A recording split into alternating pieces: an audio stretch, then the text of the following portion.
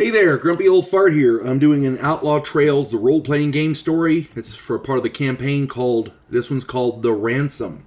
Before I get into this video, however, if you enjoy my content, it would really help me out if you would hit the like button, subscribe to my channel, share my content on social media, and post a comment or two. Remember, I welcome your comments, even if you disagree with me.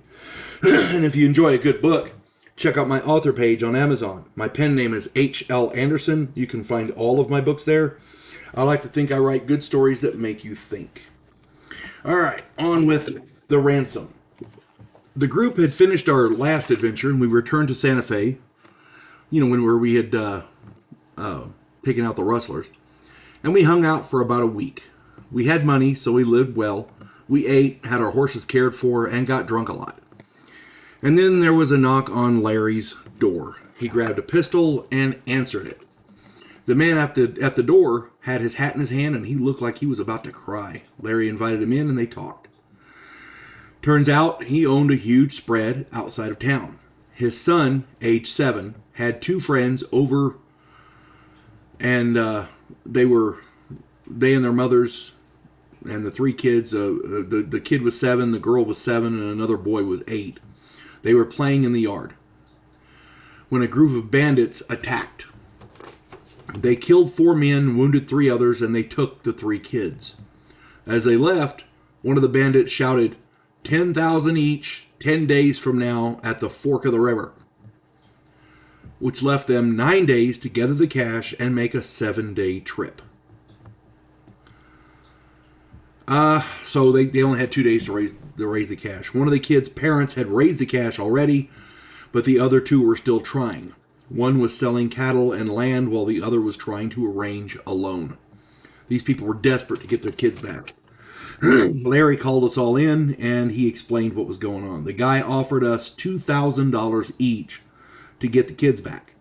If we could do it without paying the ransom, they would make it $3,000 each.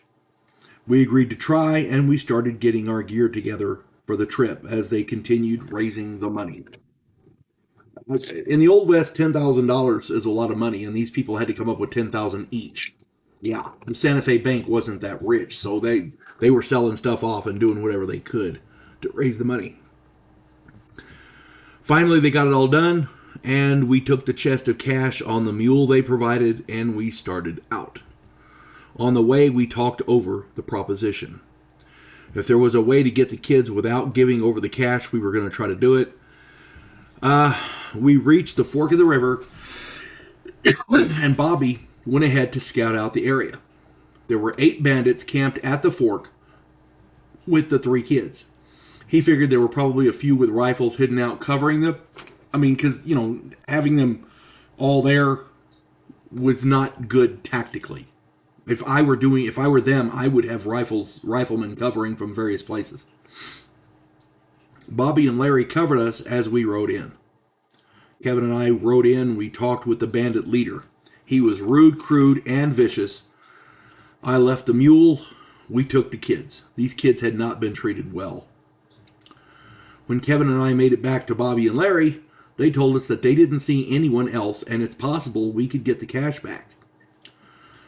Kevin took the kids on my horse, and he headed back to Santa Fe. The rest of us stayed in a dry camp, and we watched. That night, the bandits opened up several bottles of whiskey, and most of them got drunk. 2 men were left on guard duty. Larry and Bobby, because they're really, really good at sneaking, they snuck down and they knifed the 2 guards to death. When I joined them, we used our knives and killed the rest of them in their sleep. We didn't leave one of them alive. Anybody who hurts a kid or messes with a kid, in my book, they deserve what they get. And it's never bad enough. So, yeah, I was okay with that. We took everything that they had, loaded it onto their horses, and rode to catch up to Kevin. And he was traveling slowly with the kids. He wasn't trying to be, fast.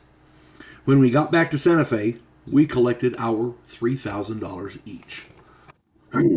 We were starting to get a really good reputation around Santa Fe. The locals really liked us, and that was a good thing.